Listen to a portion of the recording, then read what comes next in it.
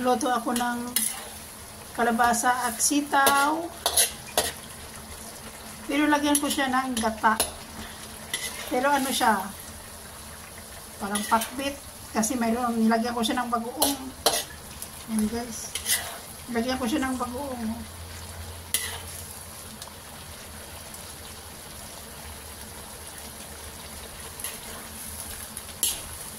Pero gagatan ko siya guys.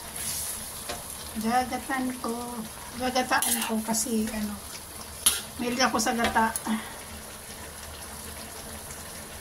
Ito oh, dalawa.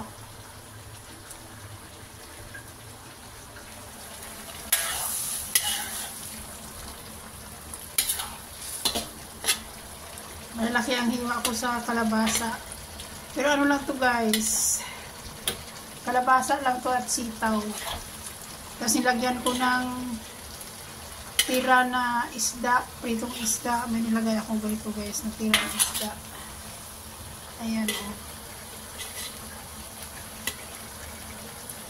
Pero konti lang. Tapos nilagyan ko siya ng bagoong. Ayan.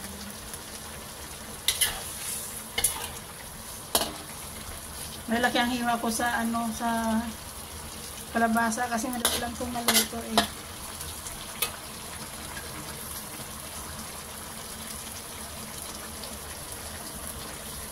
Bango. Ayan guys. So, lagyan ko siya ng gata.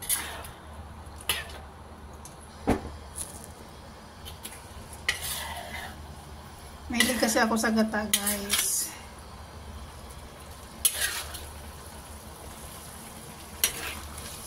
Ayan. Oh.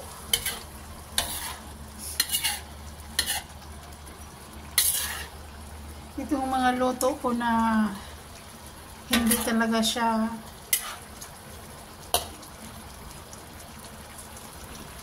lutong pinobre lang to guys. Lutong pinobre, walang mga sahog, hindi gaya ng iba na maraming sahog.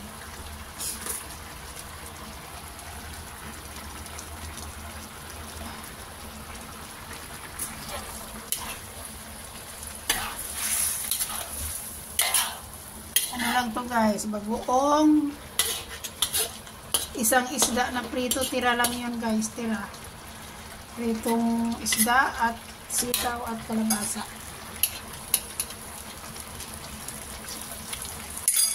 Hindi ko siya nilagyan ng saka may lagyan ko pala sila ng sili guys. May sili ito guys. Wala akong nilagay ng mga magic ano kung ano-ano para sumarap kasi para sa akin kasi guys pag may may gata siya masarap na para sa akin kahit wala ng mga walang bitsin, walang asin tong ilagay ko guys. Ayan, asin.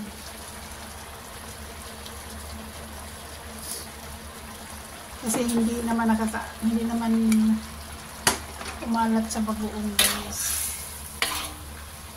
Ayan na. Ready na siya.